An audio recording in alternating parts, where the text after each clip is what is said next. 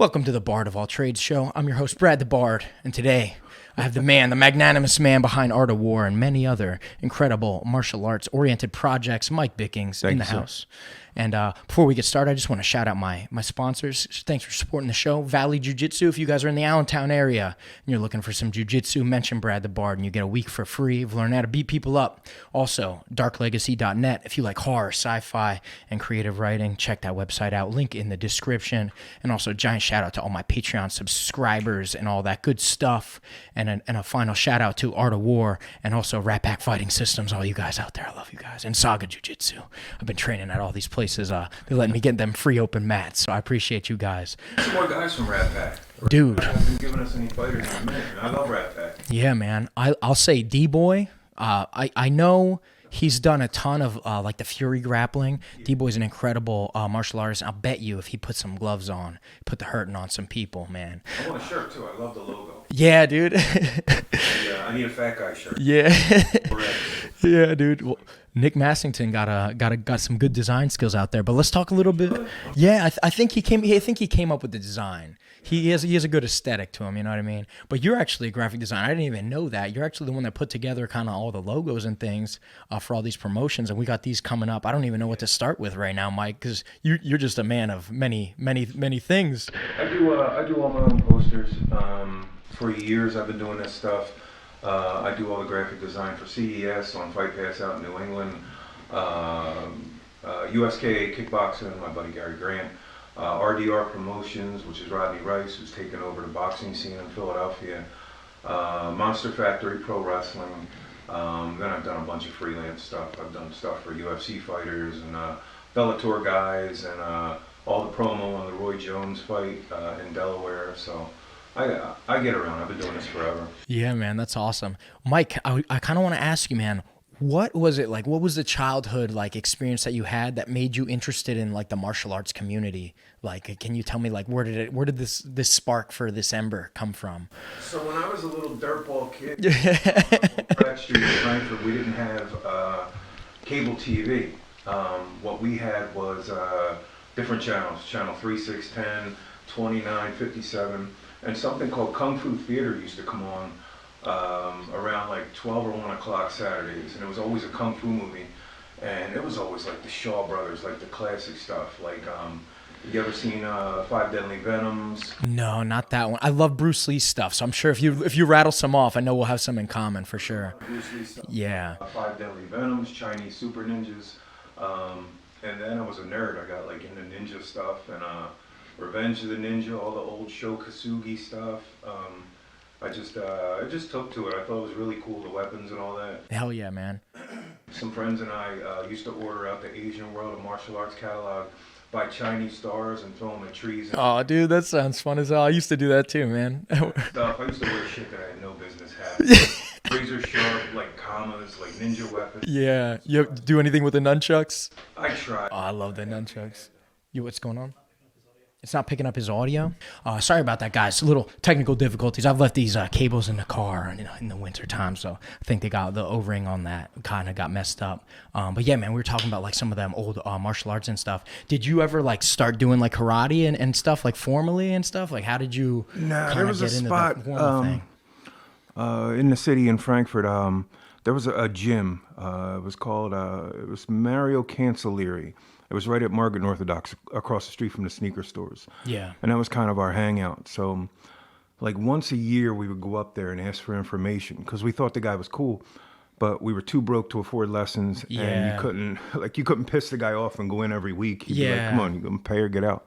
So once a year, when he would forget who we were, we'd pop back up and, hey, I'm curious. And he was I think Mario Cancellieri was a karate instructor or something like that, but he used to kick the bag for like 5 minutes, and then it would be swinging for the next half hour. Yeah. Pretty bad dude, but back then, nobody knew. Like back in the day when I was growing up, everyone thought the toughest guy in the world was the local karate instructor. Yeah, yeah.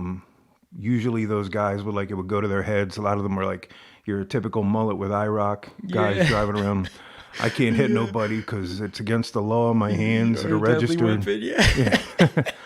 But nobody knew at that time. Yeah. There was a 170-pound guy in Brazil that could choke all these guys out. Yeah. Which is what drew me really to mixed martial arts. Yeah, man. That's incredible. So I'm really glad you kind of shared some of that. So we definitely have some like things related there.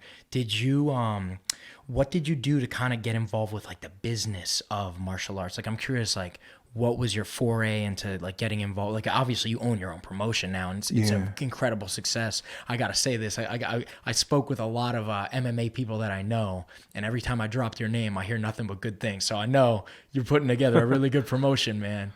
So I got a music background. That's awesome. I was a producer forever. I got a studio out back there, music studio. Man, I'll have to do a tour, dude. Well, now it's a storage bin. Oh, okay. But I put like $15K into that when I moved out the city, and I produced a lot of people. Ended up doing work and partnering up with Scratch from the Roots.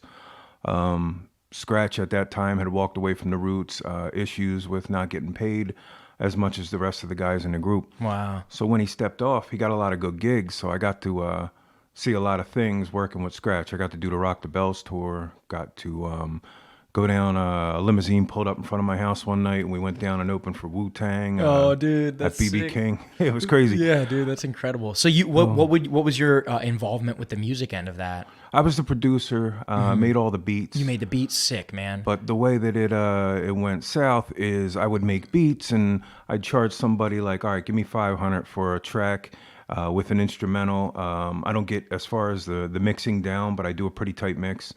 And a lot of bullshitters, a lot of people that would they'd have excuses when it was time to pay. My child support's due, or I'm out of work. Meanwhile, they got new Jordans on it and an ounce of weed in their pocket. Yeah. It's like, come on, dude. Come like, on, yeah.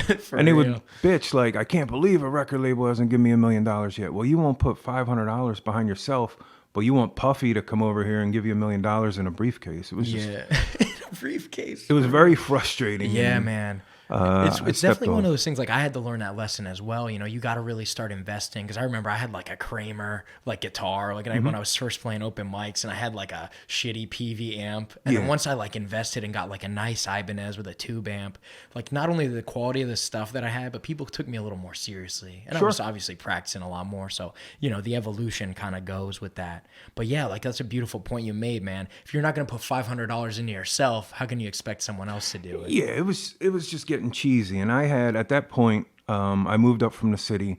I had a house on Cotman Ave by Martinez BJJ. Yeah. I was paying $612 a month, and my mortgage when I moved up here went to like $2,200.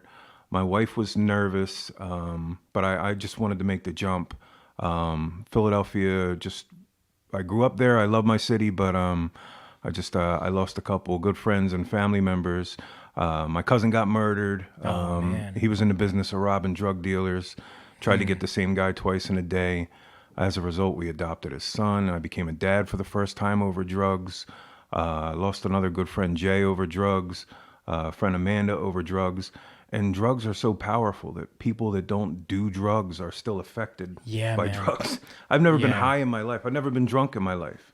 Wow, dude. Just because my dad was a major alcoholic. Yeah. But people that do drugs involve so many people and pull you into that web. Yeah. That it changes your life. Like I wasn't robbing drug dealers. My cousin was, and when he passed away, we adopted his son. So I became a dad for the first time. And I was going out in that studio, and my wife would tell me, you're going to hang out with the family tonight? No, I got to do a track for this guy or that guy. And it was just losing. I was losing love for it. Yeah.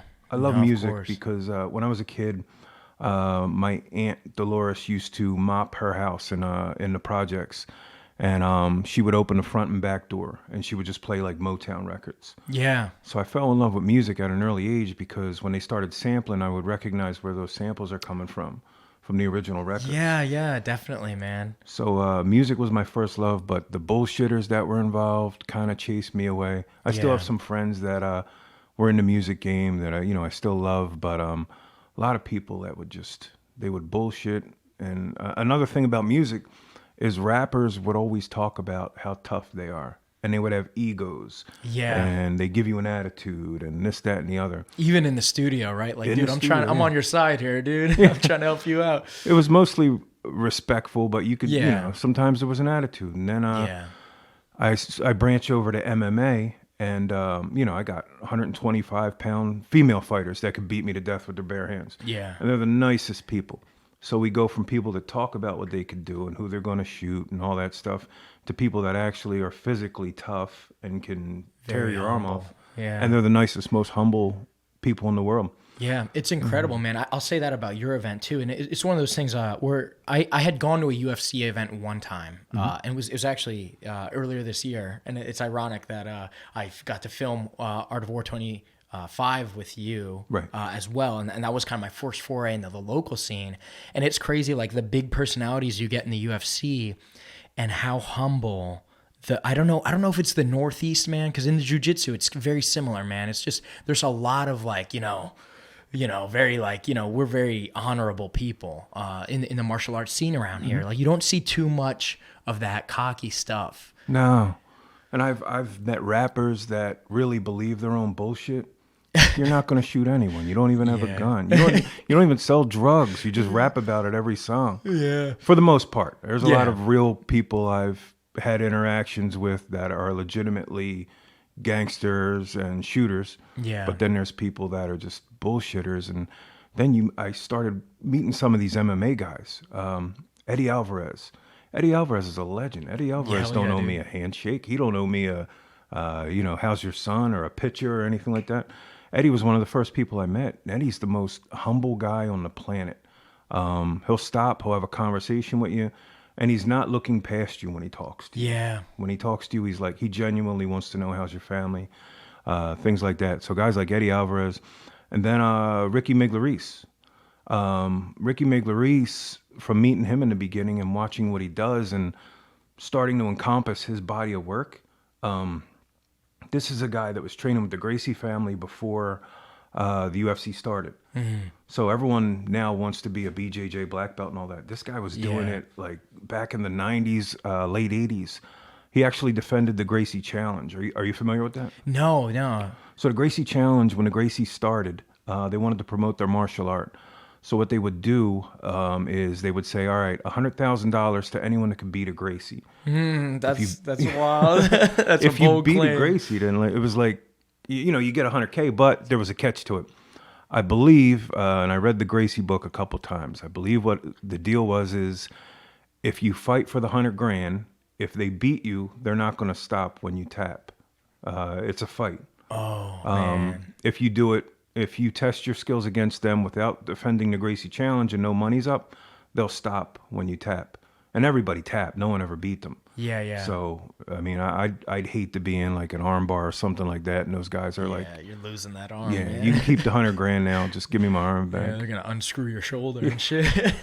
But Ricky's body of work, I just watched and I'm thinking like, holy shit, there's a whole world of like it really is an art. I know they say martial arts. It really is an art.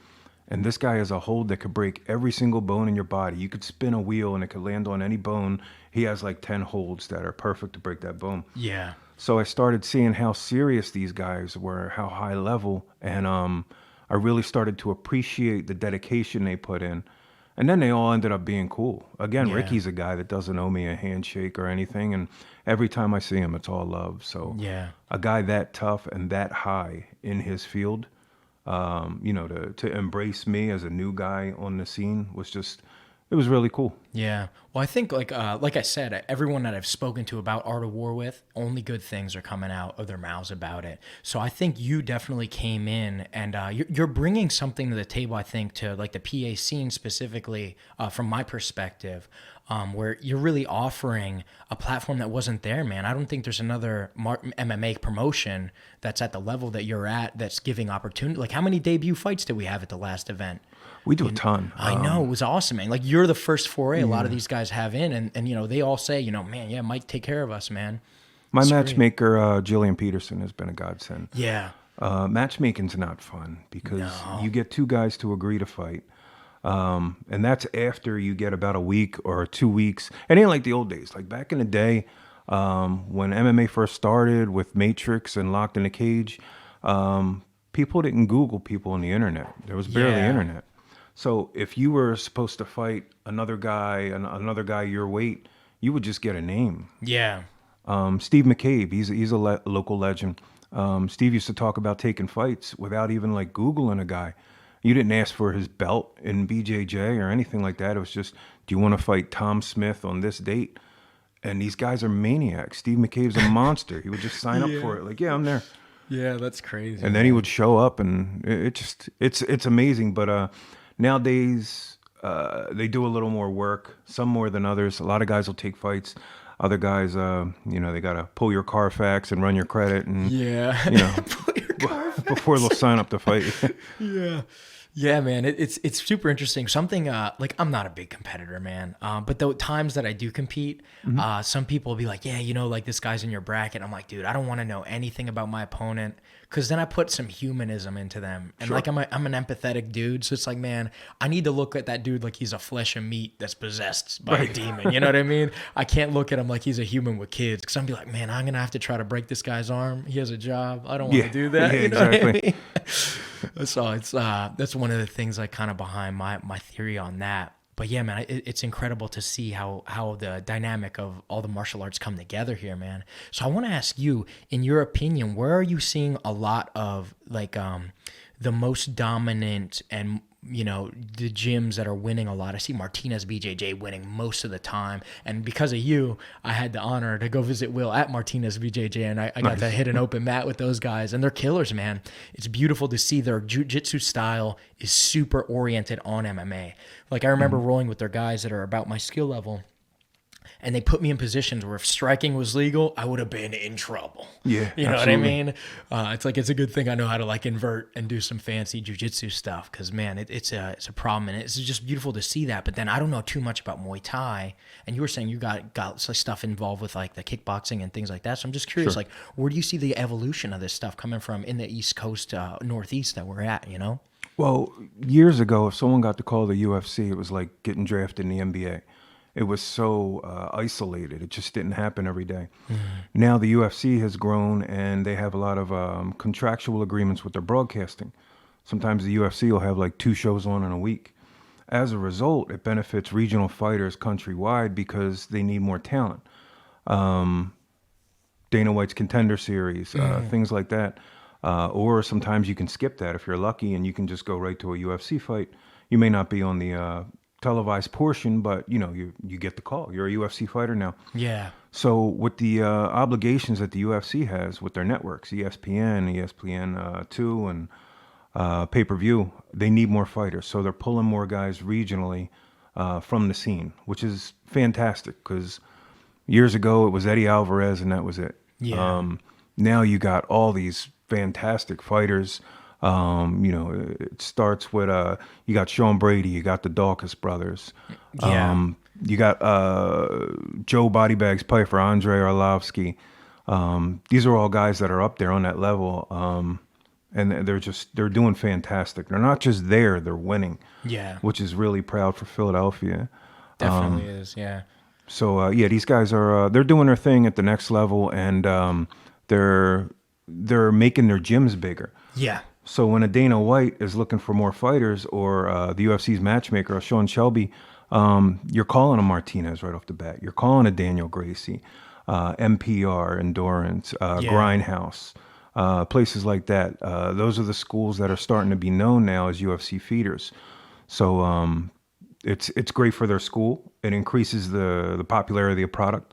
You're bringing in new students, because at the end of the day, this is a business. These people need to make money and have members. So, if I'm a kid in Bucks County and I want to train BJJ, holy shit, Sean Brady is at Grindhouse and he's going to be my BJJ instructor. I'm there. Or dude, wrestling. Seriously. Well, Martinez, if you go in that back room, I go in that back room sometimes and I look around. Got the Dawkins brothers, and Pat Brady's one of the top regional heavyweights around right now. Yeah, you're Matt Turnbull here too. Turnbull. He happened to be there the day that I was there, man. They closed the curtain, and all you hear is these hammers going away at like the pads. I'm like, Jesus, dude. It's absolutely nuts, the level of talent. Even they got Cruzado over there. Cruzada's fought on some really big shows. Mm-hmm. So you can't catch a break over there. You got to bring my kids go there for BJJ. That's awesome, man. And I could take them anywhere, but I've just been friends with Will for years, and I'm really comfortable with him teaching my kids the logistics of everything. Yeah, Will's a good dude, man. He's very Will's awesome. Yeah, he called me out at your event. He was like, "Man, you said you were gonna visit last time." So that Monday after your event, I went in. I'm like, "All right, I'm here." It was so funny, man. Yeah, it's a very solid room, man. I think every like I tend to visit a lot of gyms, especially because of my show that I run here, and it's an awesome opportunity. But man, it's beautiful to see like the brotherhood and the dichotomy of like competitive gyms. Mm-hmm. It's a pretty common thing to see that, man. And I just like, because I'm not that much of a boxer or Muay Thai guy, I don't get to see too much of their culture. But I always assume like it's more like Rocky. It's more like kind of like, you know, gritty a little bit. I think there's a little bit more of that to the boxing scene, you know? Right. What do you think? Like, because you're getting to see these guys from different backgrounds. Boxing is, I forgot how much I love boxing until my buddy Rodney had me out to a show a couple weeks ago. Boxing is, it's the same concept. You got these kids that are just trying to build their careers. There's different logistics. My buddy Rodney has fighters under contract, and if they fight on another show, he gets a breakdown of that. MMA is a free-for-all. Unless you have guys under contract, they can fight wherever they want to fight. But boxers are still making the money. Mixed martial arts is coming up in terms of purses. But right now, you look at something, you'll see like a fight that you didn't even know was on, and a guy's making like $7 million in a fight. It's like, wow, where does that money come from? Are the pay-per-view buys that significant that they can offer them purses? Yeah. With the UFC, you know it is. I know a lot of people, especially in the grappling scene, people argue, you know, like boxing's dead and like, you know, Brazilian Jiu-Jitsu's taken off. But if you look, like what you said, man, if you look at these prize purses, there's not too many Brazilian Jiu-Jitsu guys making $1 million. No, boxing is still where it's at for the money. 100%. And if you look at a Jake Paul, he could have talked a bunch of trash and broke into any sport. He could have been challenging people in basketball. It doesn't matter. He went to boxing. People got interested, and a lot of the techniques that they use in boxing come from pro wrestling in relevance to marketing. Yeah. Oh, so I definitely believe it. I've always been a big wrestling fan since I was a little kid. Yeah, that's probably what got me into martial arts. Yeah. WWE. And you look at some of the gimmicks, and they're not reinventing the wheel. Good guy versus bad guy. And that's one of the things that we did in relevance to marketing that kind of got the ball rolling. Yeah. So we had a couple shows. When I started my own promotion, we had a couple shows. But our very first show, I only made like $300. I probably got screwed over because I was dealing with them scumbag Feldmans. But yeah, his spoiled silver spoon son kept the books that night, and he tells me, "Yeah, we made $300." So I came home. I told my wife, like, "Look, I can't do this shit. Like, $300 is $300. It's too much work putting the fights together and all that." So I ended up telling her I was done. She's like, "No, you got to do one more. You know, we just got to see. Let's do it, you know, in our backyard in Philly." So we went to Harrah's in Chester, Philly. And I put on the Will Martinez Sharif Jones fight. And when I brought it to Will, Sharif agreed first, but then I brought it to Will, and Will's like, "Do you think they'll approve it?" And I said, "Yeah, Sharif's got a great record." Commission, right? Yeah. Yeah. So, and they ended up approving it, and this thing just blasted off. We did countdown videos, and Sharif is brash.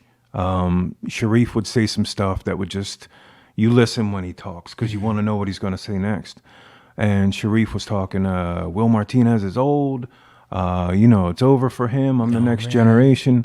And then other people were looking like, Will Martinez? That dude's like a god. Yeah. So they ended up, we ended up getting to weigh-ins, and I remember Sharif was like 0.4 or 0.6 over. And Will's brother Chavo sat there. Will got on the scale and left. Chavo sat there like a pit bull, just watching him the whole time. You got to get that 0.6 off. You got to get it off. And I remember we made like 8 attempts, and the commission was so cool. They worked with us. First, Sharif ran around the block, Chicky and Pete's a couple of times. Then he came back and he got in one of them sauna suits. Oh, yeah. Got in the car and turned the heat all the way up. And it started coming down gradually. Now he's 0.4. We look at Chav. You go with that, Chavo? Nope. He got to get it off. Yeah, that's Then he gets down to 0.2. All right, Chav, he's 0.2. And I'm looking at Chav like, come on, man, you're my homie. Throw me a bone here. Take it. Throw me a bone. Chav's like, nope, you got to get it off. God damn it, Chavo. So then he gets a, I forget what you call it. Where you put the thing in your ass and it makes you shit or something. Oh yeah, like a suppository diuretic thing. Yeah. I think my wife actually helped him with another one of our people. So he goes in, he puts his thing in his ass, he shits out like his lungs and a heart probably, and he finally gets there. And then Chav was like, "All right, we got to fight." But I'm looking at him like, "Damn, dude, I got so much money tied up in this. This is the biggest fight that I've put on so far. It's number 2." We just get to the finish line. We just make it. The next night, a lot of times at an MMA show, the crowd won't get there until like the 3rd or 4th fight. Yeah, man, it's super interesting. Even at the UFC, you saw that. Yeah, it's like, weird. I'm like, man, why would you paying this much money? You're not going to go see like the undercards. There's some of those guys have shit to prove. That's some of the most bloody battles, you know. It was a little ironic though, because usually you got like 100 people there. After the 3rd or 4th fight, it fills up. But when we got there that night, the place was completely packed. I mean, there wasn't a place to sit right off the bat for the first fight. And it's just a sea of people. So we have a great show. That was Joe Pfeiffer's debut with us as well. And we got Andre Petrosky. We're killing it. So many people. And then Sharif comes out for that main event. And as he's walking down we had a long platform there. To the side of him, somebody throws dollar bills at him. And he had a rapper bringing him out. And I guess the implication was, you're like a cheap stripper. Oh, wow. So there was an argument, and then people started fighting in the crowd. No. Damn, dude. So there goes my main event for the second time. So I'm trying to get to the finish line and just lock the door. I wanted to just grab Will and Sharif and shove them in and hold the door myself. So the commission comes to me, and this is after the fight's going on for like 3 minutes. And the commission says, look, you got 2 minutes to stop this fight and get these guys in the cage. So I just ran up there with a mic. I said, both these guys train super hard. There's not going to be a main event, and you guys are going to come up here for nothing if we can't get these guys in the cage. And I didn't even, at that point, I was like 3-4 minutes past the time allotted by the commission. And I didn't even give the commission a chance to shut us down. I just said, DJ, play the Will Martinez entrance music. Will came out. They got in the cage, and then they put on a show. Everyone thought Sharif was going to get tapped right away because Will's BJJ is brilliant. It is, man. He armbarred the shit out of me when I visited him. You got to roll with him? Yeah, I did, yeah, dude. He was my first roll, actually. I'm like, all right, I'm not that warmed up, but we're going to get it done. Yeah, his pressure is incredible, man. Shout out to Will. So he has a rear naked on Sharif for what had to have been like a minute long. So dude. I finally asked him years later, like, how the hell didn't that finish? How didn't he tap? And he said Sharif's beard was so big. Yeah, that's funny as hell. He was trying to lock his glove in, and he couldn't get his glove fully locked. So he got like the beard hair in there. Yeah. That's funny, dude. He didn't have maximum pressure because of his glove or an issue with his glove and the beard. But it was weird. It was almost like Sharif was like hulking out of a rear naked choke. You know what I mean? Like Hulk Hogan used to do. Yeah. Shake his arms and stuff. And it ended up going to decision. And then after the fight, there was more drama in the hallway. I bet, man. So after that, I'm thinking like, all right, well, that'll do it. I'll go back to music or something. Yeah. It was just riots and a bunch of bullshit. And then... and that was in Philly. That was in Harris, technically Chester. So I go home that night and I start looking at the internet and everyone's talking about it. And oh my God, what a fight. My buddy Matt Hill sent me a message that said, that was the most fun I ever had at a fight. I'm thinking like, wow, like these are the things that people like. They like the drama and the bullshit that goes on. Yeah. And then we just got right to it. We did another show, started doing better and better and better. And then we borrowed again from those pro wrestling ideas when Joe Pfeiffer, the rise of Joe Pfeiffer, he started knocking people out. So we had a guy named Ep92. Atem's awesome. I love Atem. I'm a big Atem fan. Yeah. Atem would fight in a leopard Speedo. That's awesome, dude. That's a gimmick right there. And he would just talk so much shit. Yeah. And he was like he was a career Emmy. He had like 20 amateur fights when he fought Joe. And I remember going to the commissioner and proposing the fight. And first, commissioner was like, I don't know. Adam's got a lot of fights. I guess he thought Atem was just going to beat Pfeiffer's ass. I think Pfeiffer was 3-1 at the time. And Pfeiffer is a kid that just, he had a very tough childhood. He's got a mean streak. I think he enjoys what he does.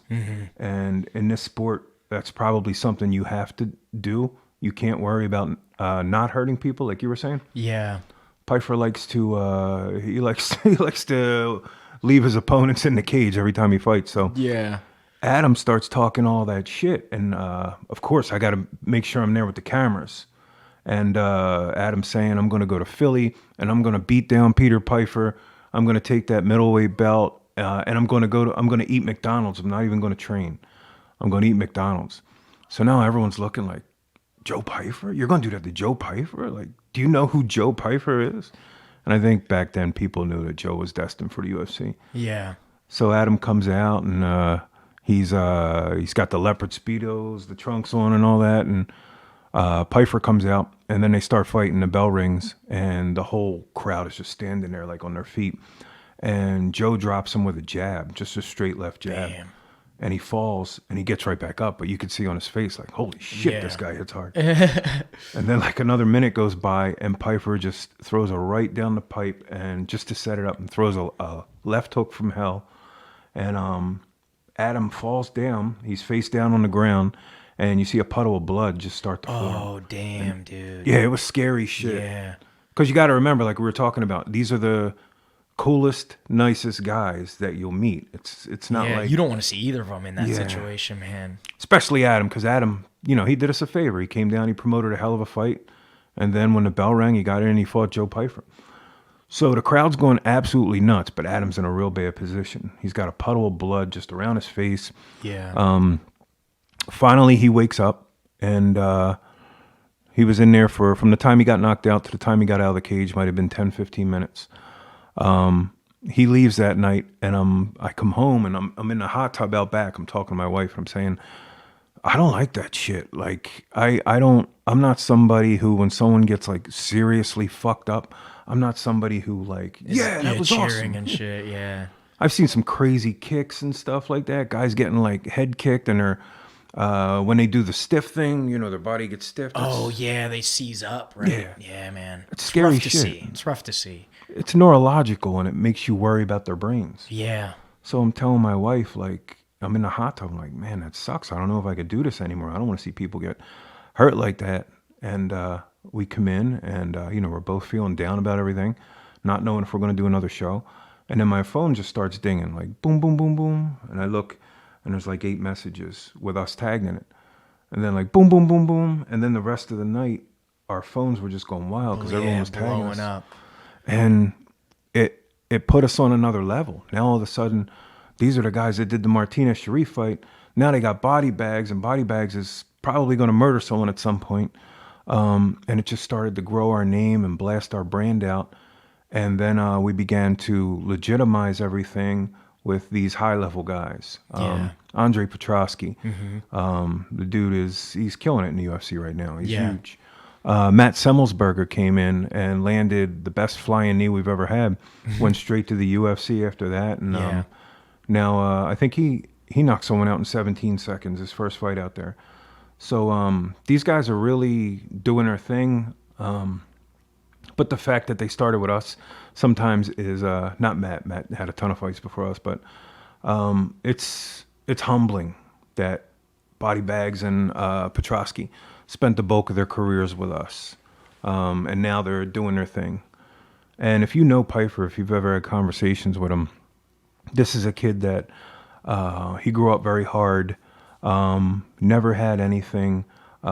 He's into really nice cars, and I was just talking to him 2 days ago, and he told me he just dropped $50,000 on a new car, cash. He's got a condo.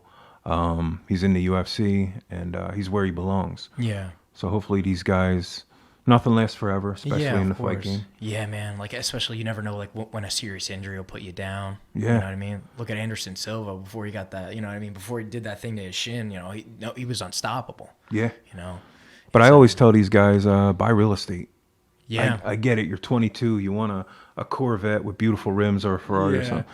But buy real estate, because when this thing dies off, because your body won't last forever, it's great to just once a month go collect some rent. Yeah. And you got yourself like 10 grand or something in rental properties. Yeah, because especially starting out in the game, right? Like it's difficult. It's a very difficult path to be a fighter, right? Like you don't know if you're gonna make it to that financial point that your goal is.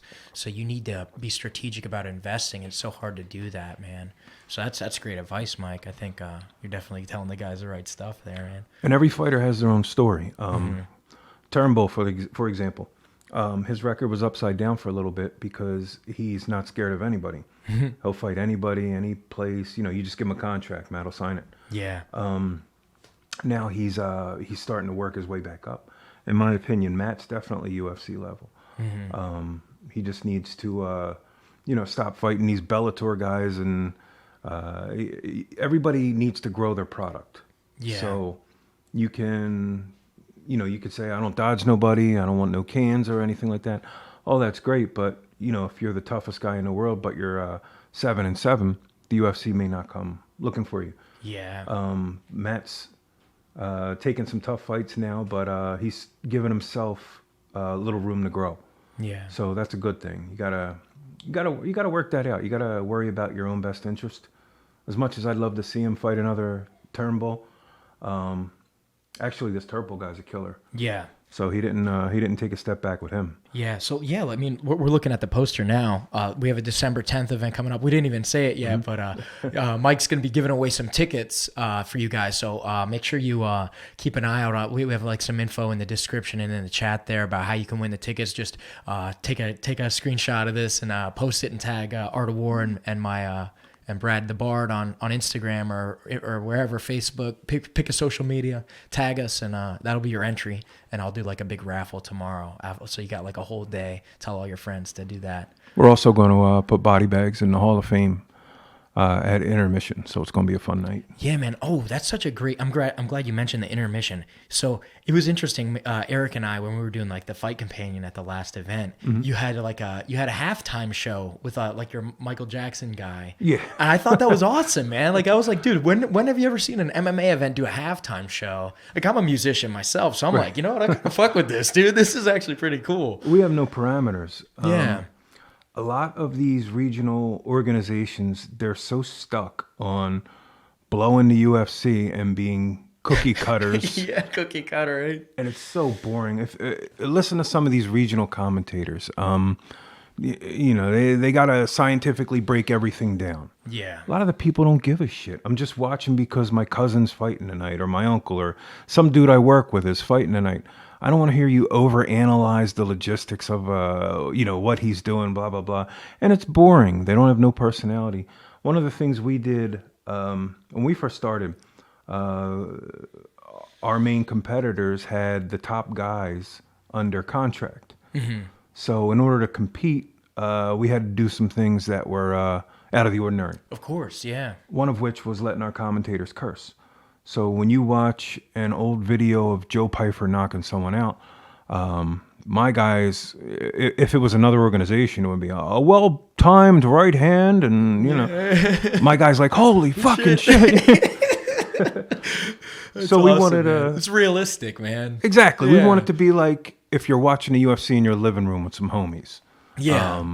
To give you that kind of feeling. Yeah. 100%. And the cursing got the momentum running, doing whatever we want. Michael Jackson in the cage last weekend. We're still doing it.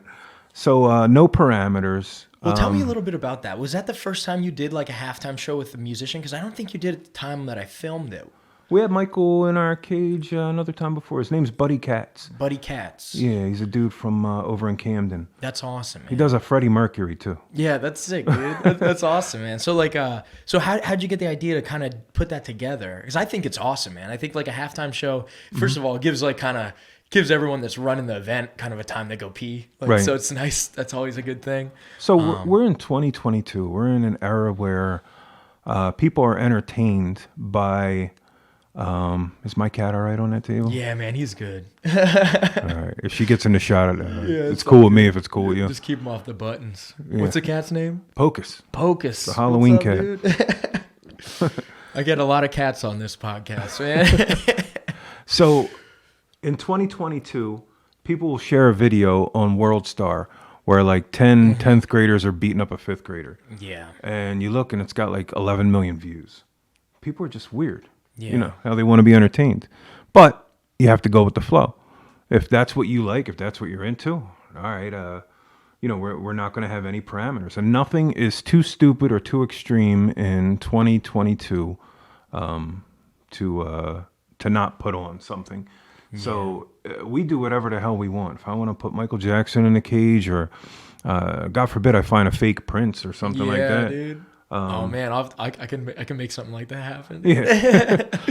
Whatever entertains people. And, yeah, man. I like martial arts, so if I ever find like someone that can do a good nunchuck demonstration or something. Yeah, dude. Yeah. I have mad respect for you, man. Like, you're really like you're breaking the mold, you know? Yeah, we don't want to be boring. Yeah. And the UFC is always going to be the #1 dominant brand. There's no changing that ever. So for me to follow that business plan and be exactly like them, it just doesn't make sense to me. You got to be a league of your own. I want to be able to look back and say we did everything we wanted to do. We had success. We draw the most number of fans of any show regionally that I could think of. Mm-hmm. So we're doing something right. And we follow a lot of those pro wrestling promotional techniques. You want me to smack her? She's all right. Fall back, Pocus. Oh, that's so funny. Oh yeah, she just wants to play. There's like a lot of toys on the table. But yeah, man, let's talk a little bit about the event on the 10th, man. So Turnbull's, I guess, the main event here, right? Turnbull actually got hurt, which sucks. Oh no. So we got Sean Stefanelli stepping in to face Turple. Oh shit, dude! I didn't even realize Matt had injured himself. That's unfortunate to hear. I hope speedy recovery, man. Sean's actually cut from the same cloth as Turnbull. Yeah. Sean's a guy that'll just fight anybody. Yeah. And as a result, the hell are you doing? As a result, his record, he's way better than his record is. Yeah. So if he could beat Turple, and we're going to do this for a belt, if he could beat Turple, I think that's a major statement. But Turple's a monster. Yeah. Turple's ground game is impeccable. And then we got Eddie Alvarez, who's an awesome dude. If you ever start a fight promotion, you need 20 guys like Eddie Alvarez. Mm-hmm. Medicals are always done. He'll fight anybody, anywhere. You know, he's one of the easiest guys to do business with. Yeah. That's awesome, man. Then we have a 125 title fight. Brandon Bohannon is fighting Reese Ward. Oh, nice, Bohannon. Yeah. Yeah, that's sick. I think that's who fought Eric, right? That's exactly who. Yeah. Yeah, dude, that guy's hands are spicy. Yeah. Especially to fight Eric, because Eric's ground game is. Yeah, I mean, Eric was a world champ grappler. It was a great match, man. I look back at it and I tell Eric, man, I'm like, dude, like that was.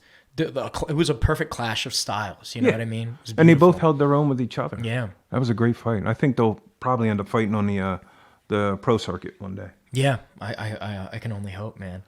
But yeah, man, I think like just to touch on like what you said about Eddie, man, I think it's a two-way street, right? Like Eddie's obviously like a guy who's really about his game and he's bringing like his professionalism, but you're obviously an excellent person to work with. Like I said, like I've talked to a few people and no one has said anything bad, man. Like your promotion is you're really lifting people to the next level and opening opportunities for a lot of these debut guys, man. We let people be who they are. Yeah.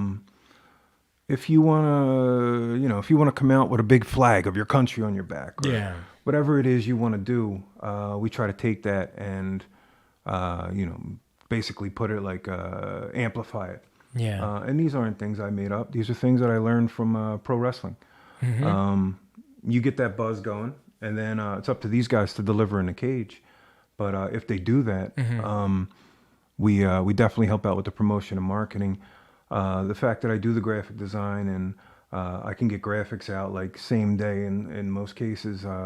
It definitely helps the cause. Yeah. Well, you did the thumbnail for this video right now, Yeah. like, and that post on the Instagram. I was like, oh, dude, I've never seen my my logo popped in 3D like that. That's awesome, dude. I didn't realize you had those skills. Yeah, these guys, as long as they back it up in the cage, you know, the sky's the limit. Yeah, and you support them, man. I've seen like you know what I mean. Look at these posters are great, man. Like I've seen a lot of posters come out where, you know, you see the white outline of the gym wall that they had. Like these are very clean pictures, man. Even the lighting is really well distributed and everything. This guy right here is Philadelphia's most popular fighter. Mm-hmm. This dude sells tickets like crack. Johnny Garb. Yeah. But Johnny is a competitor, and Johnny gets one of the biggest pops I've ever heard since I've been in the cage. One of Body Bag's pop and Andre's pop were crazy too. But yeah. But he doesn't want easy fights. He wants to show his skills. So we're looking around at, like, you know, who's another serial killer we could put in there. And New England's #1 fighter, David Burke. Yeah. 3-0, 3 first-round knockouts. Oh, wow, dude. Just throwing hammers. John's saying, you know, I always want someone that'll stand with me. Everyone wants to take me down and hold on. I think we found the right guy. Yeah. No, that's awesome. Mike, let me ask you, man, if I'm a up-and-coming MMA fighter, maybe I have like a grappling background specifically, because I know that's most of my audience. Right. How do I get involved with a promotion? Like, what's a good way to approach a promotion and say, hey, I want to do like my debut fight? Like, what do you do? What's the process? First step will be to contact Jillian Peterson, my matchmaker. She is extremely fair. She travels the world and grapples. Mm-hmm. She's a brown belt, and she'll ask you a couple questions. Where are you at on the ground? Do you have any college wrestling, D1, 2, or 3? How's your stand-up? We never want to put guys in there that aren't ready. Yeah, of course. It may be cool, whatever. You get a quick 10-second knockout, but at the end of the day, we're gonna feel like assholes because we fed someone to someone. Yeah, exactly. And then like people that the word's gonna get around that you did that, and that's bad press, man. So when Eric Naples fought Brandon Mohannan, she looked at Eric's background and she said, "Oh yeah, this guy's, you know, he's legit." Mm-hmm. So that's why he fought Brandon, who was 1-0 or 2-0 at the time. But yeah, if a guy, I've had guys call me with some silly, ridiculous shit. Hey, I want to fight for you. Who's your champ? Like, that ain't how it works. That's not how it works. Yeah. Unless you got like a Tapology record and you've been in Bellator and all that, we don't entertain that. But then some guys are, you know, I ask them what their background is. In the beginning, it used to be funny when a guy would say, I don't train. Undefeated on the streets. Yeah. I'll fuck your champion up and, you know, all this stuff.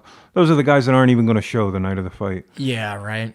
But nowadays it gets irritating. Like when someone hits you up with all the rah, and we have parameters in Pennsylvania. We have a very good commission. A lot of people have issues with Pennsylvania because they're strict.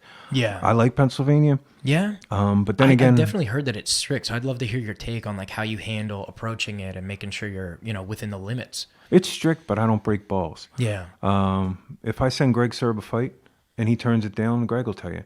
I never hit him back and say, well, Greg, I'm going to sue you on statute 1521 of the book of shit I made up. Yeah. If Greg tells me no, I submitted a fight last week and Greg told me, nope, the guy's too old. He's 39. So in Pennsylvania, when you hit like 36, they'll start breaking balls. Besides your regular medicals, you need a stress test, you need a neuro, and whatever else they want to throw at you. Yeah. But if Greg denies something, I take it like a man. All right. Yeah. Commissioner don't like that fight. Very well. On to the next one. Yeah. Yeah. And a lot of folks can't do that because there's a lot of lazy matchmakers. A lot of times, if you're on Facebook, you'll see these local fighter Facebook pages where guys try to find fights, and a lot of these promotions, before they even look or make any phone calls, I need a 185 versus this, or I need a 145 versus that. It's like, make some calls, network a little bit. Yeah. A lot of them are lazy, and when they do find someone that fits the bill, if the commission turns it down, all of a sudden it's the commission's fault that you won't let a 2-15 who's 48 years old fight your local ticket seller. Yeah. Jesus, it gets stupid. For real, man. I definitely feel that, man. But yeah, back to the question I asked about, like, if like you're an up and coming guy, like how do you put up a dossier, like to make it easier for the, a promotion to decide, we're willing to work with something like that. So if we ask a person's belt and they say, I'm a blue or purple, obviously you've been training a little bit. Yeah. Then we check your gym out. If it's a reputable gym, if Will Martinez calls me tomorrow and says, hey, I got a new 135, all right, he's booked. Yeah. I know he's coming from a house of monsters. Yeah. Same thing with the Gracie team, Marquez, MPR, Grindhouse. If any of them call me and say, I got a new guy, we don't even check him out. Their coaches speak for themselves. Yeah. They know not to approach you with bullshit. Yeah. Yeah. Because they have a reputation to uphold. It makes sense. Right. But they're also known for their body of work. Yeah. Whereas if somebody calls me from a new school, not to shit on the new school, but if I haven't heard of you, we just want to make sure that your guy's okay to. Yeah, got to do. Yeah, trust but verify, right? Yeah, I just again, I know it's a part of the game. It's a blood sport, but I don't like to see guys go out there and get hurt. And any setup fights that a lot of other promotions do, I would never feel good about any of those fights happening under our banner. Yeah. I think we're better than that, and Jillian actually makes sure we're better than that. Yeah, that's awesome, man. I think there's something really cool about a promotion that like when I Nog is like I think the last thing I did, and everything was like Battle at the Beach in New Jersey was like a grappling for jiu-jitsu tournament, and like I never met the guy that owns Naga. But like I've done other smaller things where like I get to meet the guy that's the promoter, and when you have that, like, I don't know, I feel it must matter so much more as you move up. Like, you know what I mean? I would not want to fight at a promotion like with fists if I'm not gonna meet the promoter and like be able to like kind of vibe him and trust that. Sure. You know what I mean? I definitely think your reputation precedes you, man. I think that's availability is difficult to do. That's the number one thing. I've seen certain promoters. I won't name them, but I did one show with one organization, and the promoter left the show, went out and gambled, then came back, and then put on a headset and just listened to his commentators, looking for shit to critique. And I'm just thinking, like, the best thing about what I do, besides making some money, the best thing is to be able to sit close enough to, have these guys so close that you get hit with sweat sometimes. Yeah. I'm a fan. Like, I want to see every single fight, and I never sit down after I'm done gambling or anything like that. The very first amateur fight, I want to see it, because these are the guys that are going to keep moving up the ladder. These are the guys that might be your champions one day. And if they're highly touted, if a guy from MPR is doing his first fight, I want to, if he's going to fight for me 4 fights from there and possibly fight for a title or something, I want to get to know him. I want to know how to market him, how to promote him. My wheels never stop spinning. And it's just critical that you let these people also know that you're a person. You're not some machine. It's not like Microsoft where you never get to meet Bill Gates or anything like 100%, man. A lot of these guys are dicks. They own promotions, and they're the guys that at the end of the day, if this was a factory world, they would just walk past their workers straight out the door and not say hi to anyone. Yeah. I don't do that. We're all people, and these guys are in there fighting for their lives for us. Yeah. For this circle of making each other money and, spreading the word, and hopefully these guys going on to the UFC. Yeah. But there are a lot of dicks out there that just look at these guys like you're here to serve them, and it's weird. Yeah, it's like, oh, look, a paycheck. Get this guy in and stuff. Yeah, I definitely could see that. It kind of even reminds me, like, just like I feel like I could tell you this because with the music world, man. Like I remember I used to play live shows a lot, and a lot of these venues, man, they want you to do like a pay to play thing where it's like, all right, here's 50 tickets, and whatever you don't sell, you got to pay out of pocket for. Yeah. And then you're making like $1 on every ticket for the whole band to split. So you sell 25 tickets, that's $25 to split between a whole band. So I don't miss that at all. Yeah, man, it's kind of bullshit. I don't respect promotions that take advantage of the entertainment. You know what I mean? Like the local talent, like there's a lot of it. Like, of course, everyone wants to be the next big thing, but man, you gotta respect that hustle, man. People are working out here. they're trying our best to put out, you know, the best content we can. We used to do shows where a lot of South Street shows, the Pontiac and La Taza and places like that. And there was a $5 cover, and it was the same premise. I would tell some of the groups, you got to sell, you know, tickets. I wouldn't give them a limit, but we would tell people you have to sell tickets. The more people that are there, number one, the more people see you do your thing. But, you know, the more money everyone makes. And it was always kind of like, oh, well, people should come to see me without me promoting anyway because I'm the next big blah, blah, blah. Yeah.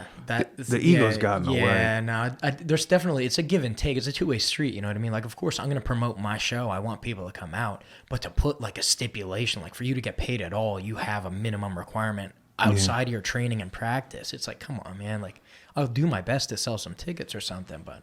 We do that in MMA with the pros. Yeah. The pros have ticket guarantees because they're asking for a certain amount of money. Yeah. Okay. So, yeah, fair enough. I agree to that. That's no problem. I mean, we can pay you whatever you think you can sell. But it's another great way of saying you got to put your money where your mouth is. Of course, yeah. So if you're telling me, oh, I'll bring 100 people and I want 1,000 and 1,000. It's like, yeah, here's a few vouchers for that. Sell these to those people. If you can hit X amount of tickets and you'll sign for it, that's no problem at all. Yeah. No, 100%, man. But them paydays used to suck. What did you play, bass? Or no, guitar? I sang and played guitar, yeah. Okay. Yeah, it was in a metal core band. So I played remember, like some rhythm and a little bit of lead. I remember walking out of a club at South Street like 2 a.m. Maybe I got like $500, and I was like, "Holy shit, $500! This is awesome!" Yeah, dude. Now if I walk away with $100 with no tips, I'm happy. You know what I mean? It's like sweet. You feel like you did something. You're accomplished. It's like I get 2 free drinks too. This is awesome. Yeah. You know what I mean? When you're breaking into the scene, that anything's nice. Now our cheapest ticket's $75, $100, $130, and we do really well. So it's a long road from the music game, but the music game trained me to be here. I have an advantage because I already knew the concept of selling tickets and working with different people and all that. Yeah, you know the game. So, yeah, because entertainment's entertainment, right? Absolutely. Yeah. In your opinion, what is the most, like, because this is an interesting conversation. I want to have this with an artist, so I'm mentioning it to you because you're an artist in many ways. What do you think is the most modern and like impressive type of art today? You think it's music? You think it's like movies? You think it's like digital art? Because you got like AI coming out. It's just crazy what's possible today. You know? I think some of the animation in like the Pixar stuff. Yeah. Mind blowing. Yeah. Like if you see like a lemon on the screen, someone throws a lemon at someone, you see like the little pores, dimples. Right? Yeah, man, it's amazing. That's shit that blows me away. I hate to be like the grumpy old head with the music. My buddy just before we started sent me a song from this new rapper or whatever. And it was something about cocaine or something like that. And I just texted him back. Like, I'm not even going to click on the link because it's been done a million times. I don't want to hear about drugs and shooting and shit like that. It's run its course with me. It's been going on. People forget this shit's been going on since like Schoolie D from Philly in like the 80s, NWA in the 90s. I've heard a million different ways of how to shoot someone in the head in music. It's like, and he's like, oh no, he's saying cocaine, but the music is the cocaine. So he's actually pushing the music. I'm thinking like, yeah, but Ice-T already did that. He put I'm Your Pusher out in 1992. We're still 30 years removed from this shit. Yeah. There's just, the concepts are dead.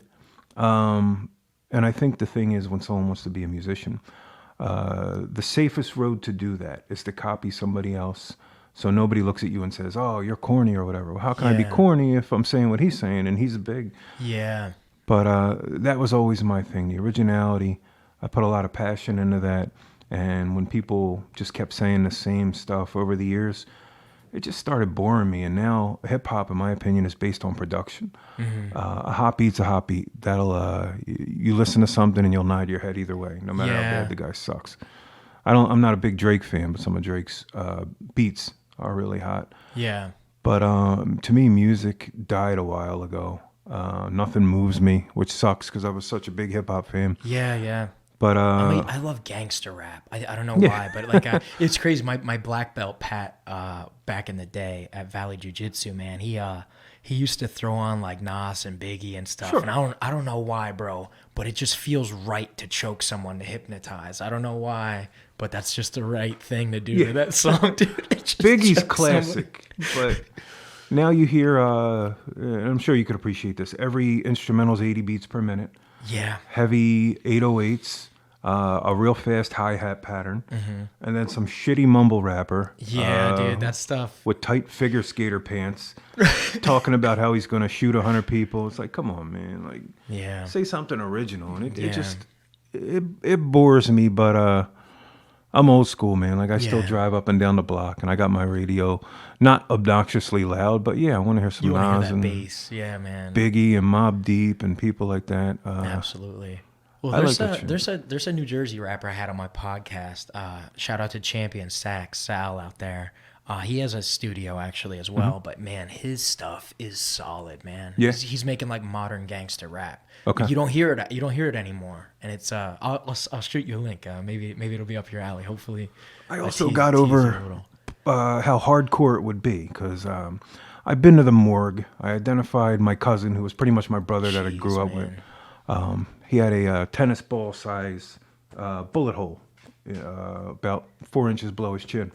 So I seen how nasty it gets, and there's no preparing you when you go to the morgue. They just open these two curtains, and it's like a 55-inch TV. It's just a piece of glass, and you're looking at the body, and you're saying, his hair's wet. He can't be dead. He must be sweating. But no, it's just the frost. So one of the things that kind of pushed me away, I was listening to a song one time, and a guy said, unless you get a plastic head, your mom can't see you when you're in that casket dead. I'm thinking like, Jesus Christ. Like, a lot of people just keep nodding their heads, but I'm thinking like, God damn, that's some harsh shit. And if you've ever experienced real murder and the way it affects a family and all that, that's just harsh. That's over the top. Yeah. So I just, at that point I started like kind of rejecting things like, I don't want to hear that shit because it's too real, right? Yeah. Well, it's interesting. You were kind of touching on like the drug topic and stuff, like I don't know how much into like history you are with like the mafia and stuff, but like back then, like the older guys didn't want to get involved with drugs. Like, I don't know if you ever saw Goodfellas, but I've heard mafia guys on some interviews say that that's as close a movie has ever gotten to the real thing. And they just said, they wanted every method that they could do to make the hustles work that weren't like fucking with like, people's families, because drugs affect the entire family, right? Like you're basically poisoning a family. Right. Like heroin can do terrible things to an entire family. Yeah, it's I had a couple family members that are on it. It's bad. In fact, I don't know anyone to this day that is just cool, that did heroin before and they're functioning fine now.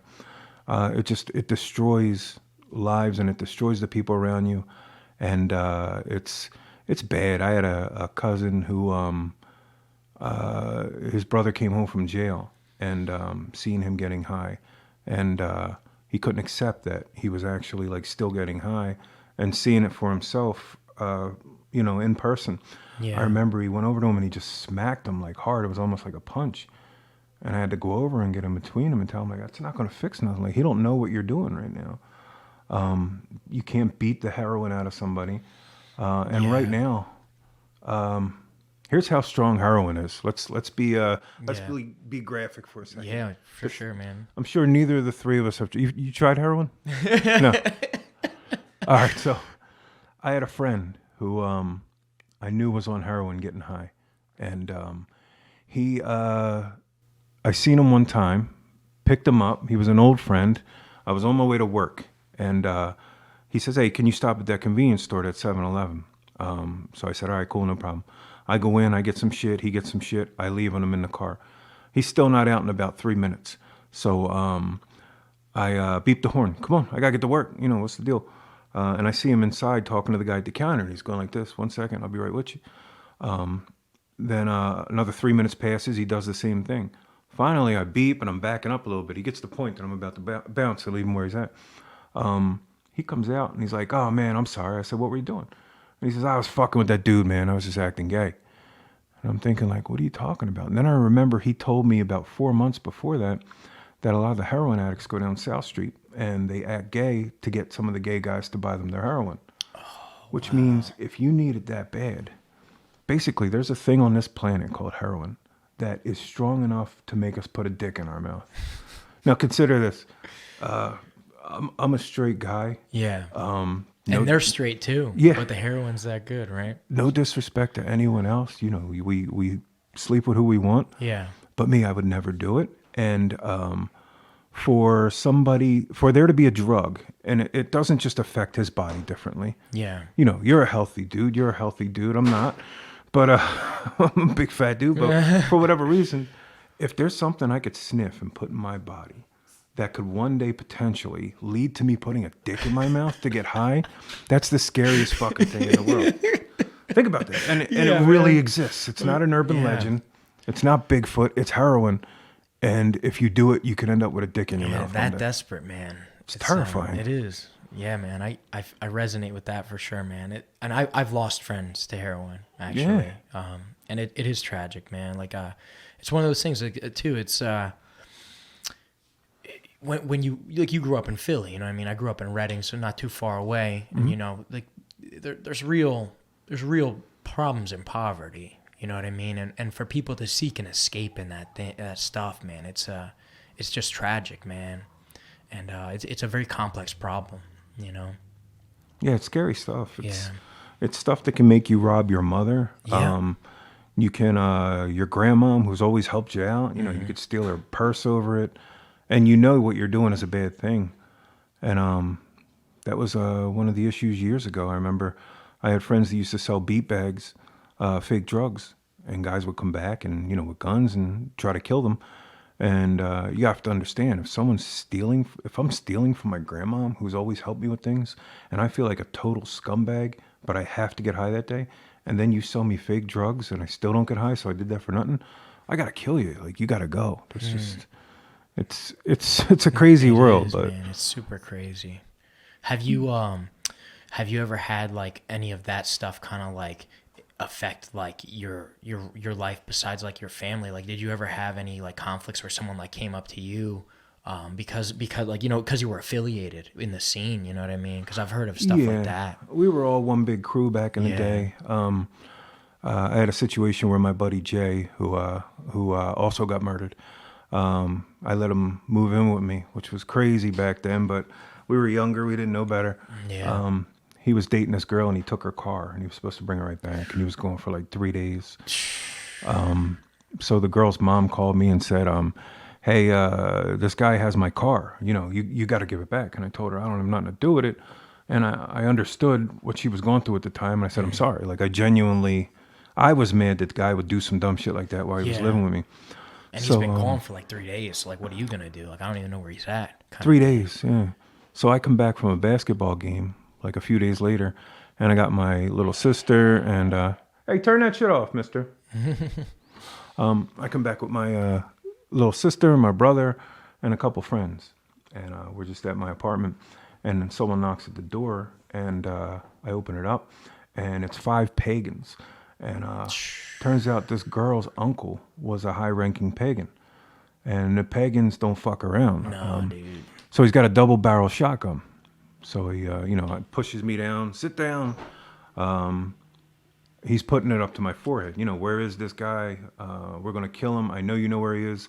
You have 10 seconds. He did the countdown. I think he got down to like 3 before, by the grace of God, he understood. Like, I really didn't know where this fucking guy is. And they broke a couple things in the apartment. One of my cousins that passed away, luckily came up the steps at that time, and it was just getting too crowded. They would have had to kill like 13 people, so I guess they just decided to leave. But that was that. That was a pagan that came back off of drugs, and again, like we're talking about, drugs affecting people that don't even get high. Yeah. I don't get high. I don't snort heroin. I've never even been drunk. I've never smoked a puff of weed, and I got pagans at my house with shotguns, ready to murder me. Yeah, man. That's fucking wild, Mike. Yeah, and then, finally the guy comes back around. The girl gets her car back. He's like, we going to see these pagans?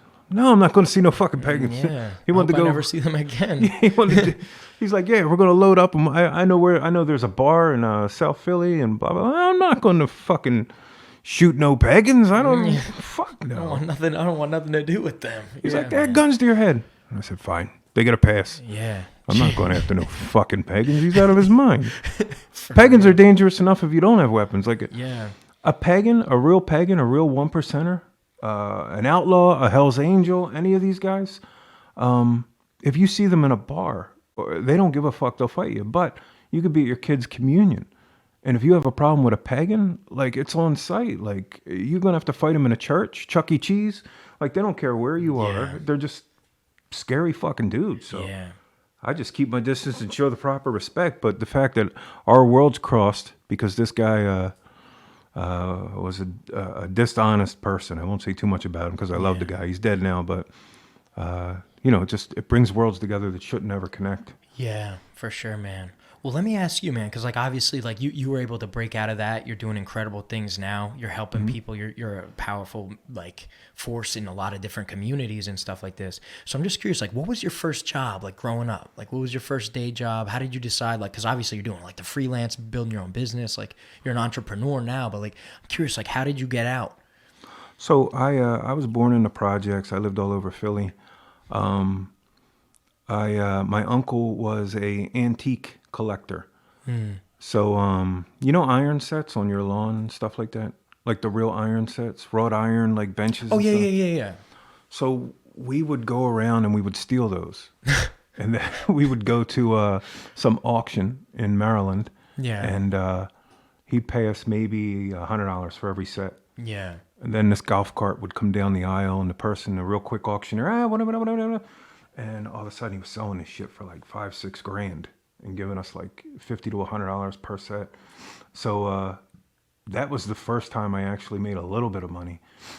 First real job on the books was I worked in a bakery, and it sucked, man. I had these two dudes that would I don't mind classic rock.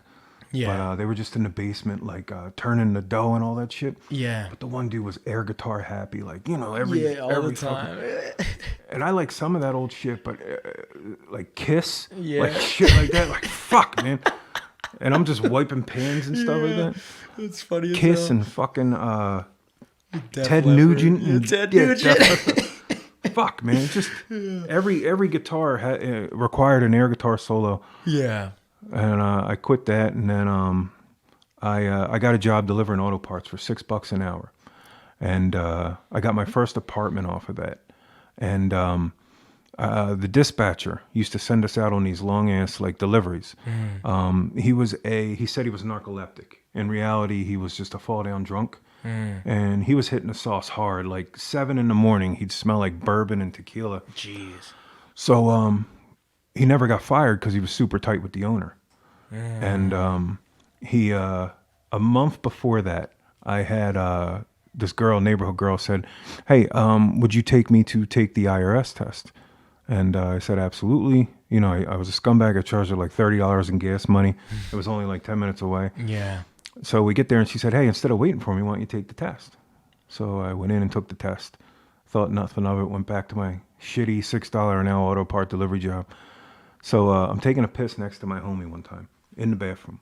And the dude, the dispatcher, he had drunk so much that his legs were purple and his ankles were like bluish red with what the hell, man? Like spots and shit.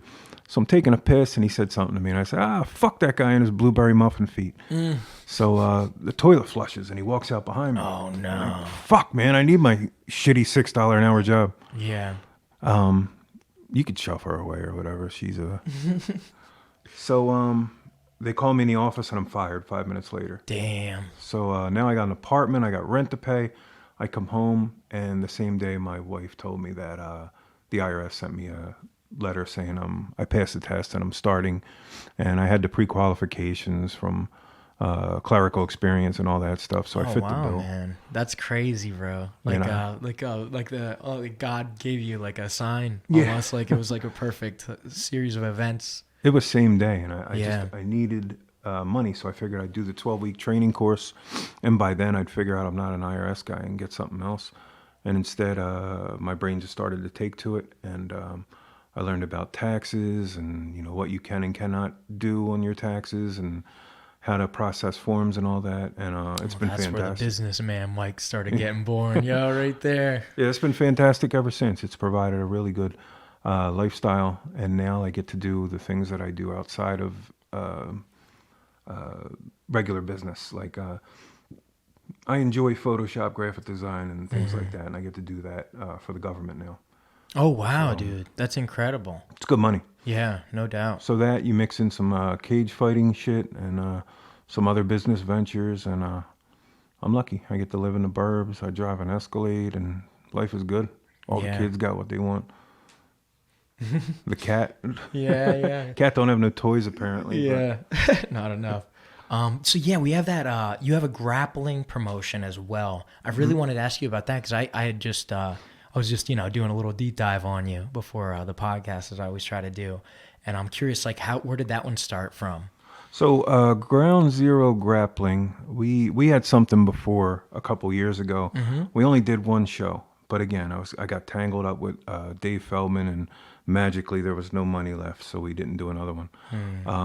I've been speaking with Will Martinez for a while about starting another grappling show, and Will got behind it. He said, let's do it. He modified some rules. Grappling's getting really big. Yeah, I think so, man.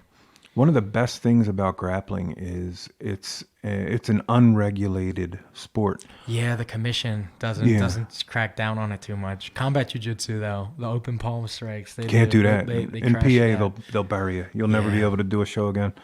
But yeah, as long as there's no striking, it's unregulated. We do got to send a commission. We got to fill out a form and send a check every time. Nothing significant, but we approve the matches. So this allows me to not just put on some great grappling matches, but children as well. In MMA, you need to be 18 and compete. Yeah. Children, I mean, my son just grappled. He's 8 years old.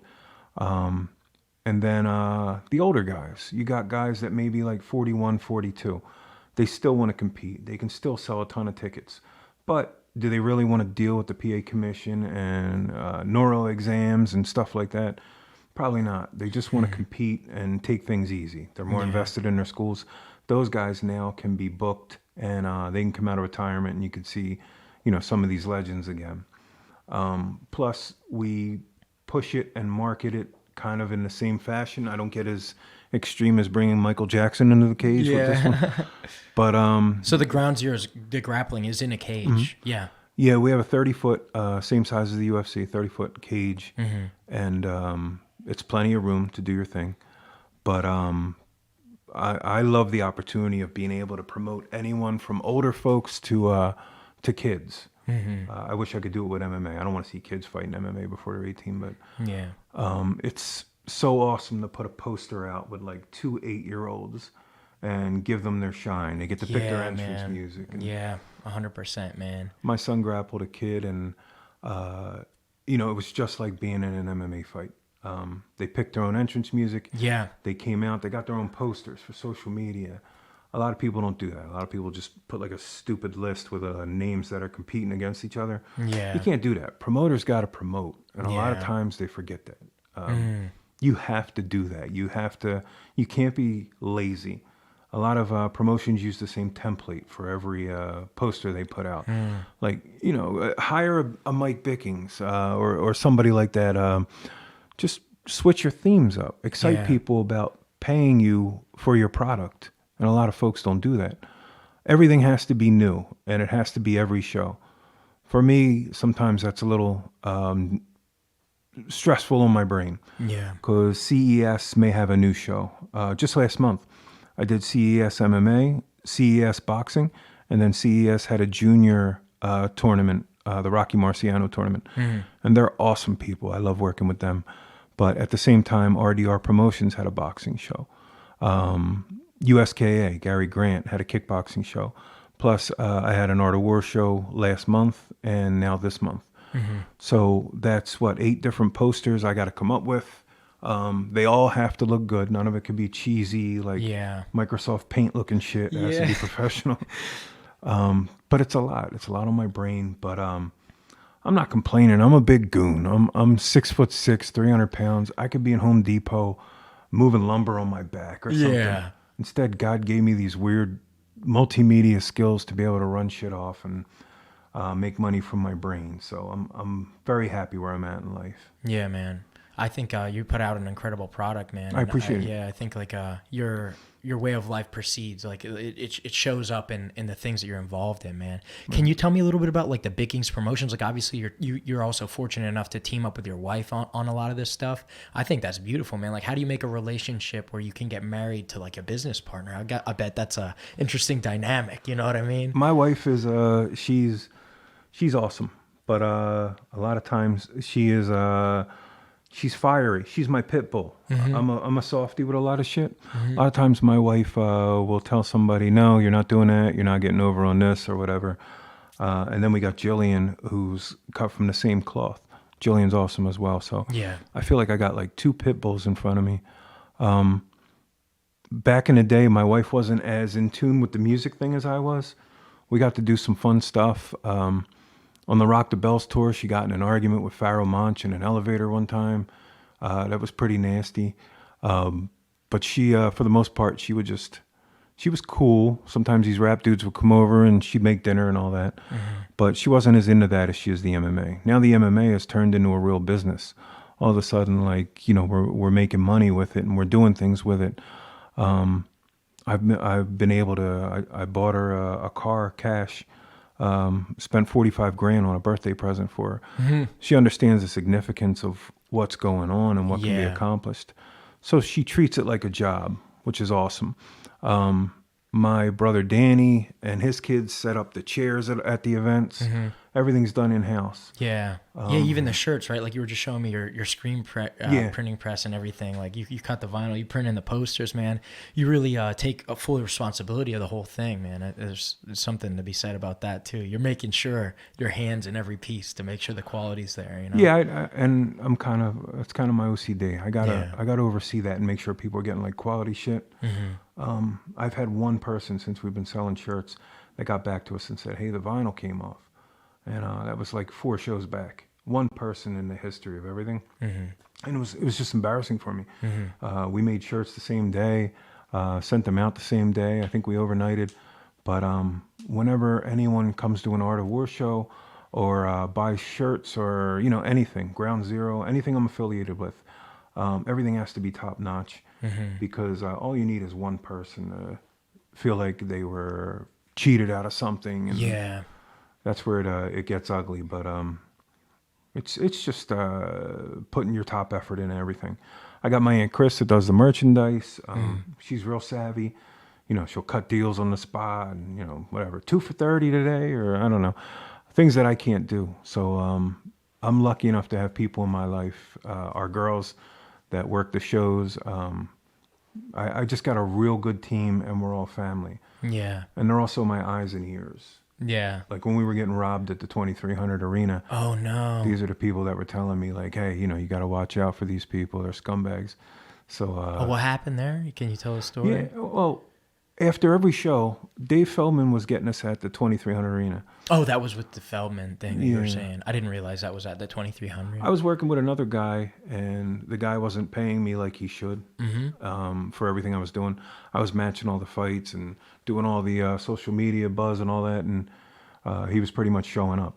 So I talked to Feldman, who was a friend at the time, and he said, start your own promotion. We'll do a 50-50 split, and you know, I'll get you pay-per-view. I'll get you in casinos. We'll do this and that, X, Y, and Z. And we, you know, that was our deal. And all he ever did was get us in the 2300. And anyone can get in the 2300. Yeah. People have bar mitzvahs. They'll show up with the money. They'll let you in. Yeah. So problem with the 2300 is the guy down there doesn't just rent you his building. He wants to be involved in your show. Yeah, and I remember I had done a promotion down there, Emerald City. That was my first foray with that, and it was a little bit challenging. But once I spoke with the actual guy doing the the helping, right? Because the guy who runs the thing isn't exactly the guy that's going to be doing the technical work. So I was like, I need that technical guy because I need to know what equipment he has and what he wants me to bring. But yeah, it's interesting dynamic. They have they got a nice setup, but it is dated. But the problem is the owner's just a scumbag. Like, he's in your pockets with everything. He wants a piece of everything. And he and Dave used to have meetings at the end of every show in his office. And whenever I'd walk in, they'd get real quiet, and nobody was talking or anything like that. My personal opinion is they were whacking up the alcohol money with Dave that I never got a piece of. And the rent always changed. Sometimes it was $5,000, sometimes it was $3,000. So that was never steady, which is shady as hell. And finally, I don't know. The girls told me one time that the guy was yelling at him about something. I forget what. So I said something to him about it, and he screamed at me in front of everyone, and then I gave it back to him. And then he said, you're going to have to find a new place to do shows. Wow. That's unfortunate. Oh, I know what it was. Shook out that way. I wanted my wife in the ticket office. Yeah. And he had this like grumpy old bastard, this Kenny Rogers looking dude in there, this idiot with a beard who used to, people are bringing you their money for a show. And this guy used to have like the shittiest, like sour Grinch face with every person he dealt with. And my wife would say, that's shady. Why does he have to be in there? We rented the arena. Why is this dude in the ticket office if he works for the 2300 taking people's money? And it didn't make sense. So I protested that. We got in an argument. And right after that, COVID hit. And for the next 2 years, we didn't do any shows. So once I stepped away... When was the first Art Award? Just to give me a frame of reference. I didn't look that up. 14, I think. 2014? Okay, so yeah, you guys have been at it almost a decade then. Yeah. I might be wrong. It might be 16. I suck with dates, but... Yeah, it's all good. For whatever reason, when I walked away from Dave, all of a sudden, I got us in casinos. I got us pay-per-view. And it just takes a little bit of effort. And the shadiness is what I didn't want to handle. Like, I went to the first bare-knuckle fighting thing in Wyoming with Dave. I was right there when he told a fighter how he was going to take a dive. Damn, that's a whole nother podcast. Dude, I can give you... Well, really quick, what's your opinion on bare knuckle, man? That's controversial. That's getting popular right now. If it's done right, it could be very interesting. There's a company called BYB. They fight in a triangle. So the purpose of that is whichever way you move to get out of the way of the punches, a corner's coming up every time. So it's forcing the action. You can't run and hide in BYB. Bare knuckle, I've seen David pay people to take dives. Fake. They had a Lamborghini contest. Win a Lamborghini at bare knuckle, and the lady who kept advertising it won her own car back. She came out in this ridiculous like Coco Beware jacket with these Bret Hart glasses, like you weren't going to recognize her. I know that's you. You just won your own car. But yeah, just too much bullshit, too much shady stuff. And with anything you do in life, if you take shortcuts and you try to cheat and you try to squeeze every penny out of something, you're going to fail. I've had shows where I've done great, and then I have shows where, we do okay, but we do okay because I got a lot of expenses. Like this next one, I just bought a new canvas. I got new corner pads like that in the corner. Yeah. You have to put money out. You have to put money in your business. And if you don't do that, you're going to fall on your face, and, that's that. But, yeah, I think if done right, BYB seems to have it down. Whereas bare knuckle is dead in the water, because who wants to see... I remember telling Dave after the first fight, all right, we're number 2 in the world trending. Only the chick who owns the hotels, I forget her name. One other person was ahead of us. Yeah. And I told him, all right, the reason you're trending number 2 is because no one's ever done this in the last 150 years. This is shit they used to do off the boat in Ireland. Yeah, the gypsies, right? Yeah. So I told him, now you need substance. Now you need to build. Now you need characters. Because the shock value is going to wear off very quick of guys fighting without gloves. He was like, all right, yeah, cool. Yeah, all right, cool. And what does he do? He brings back another UFC has-been. And then the next one, he's got 3 more UFC has-beens. Before you know it, he's got guys that were in the UFC 1,000 years ago, and he's trying to sell pay-per-views off of their brand recognition. Yeah. And fans are bored to death. Like, no disrespect to Chris Lieben, but I don't want to see Chris Lieben fight in 2022. I wouldn't be surprised if his next main event is like fucking Chemo, the guy that used to bring the cross to the cage, versus like Tank Abbott's Ghost, because he thinks these UFC has been sell pay-per-views, and if you look at his ratings, he's dead in the water. He's destroying the whole business. But with us, we wanted to separate ourselves from him. Didn't trust him anymore. Yeah. Caught him in several lies, and just, that was the end of it.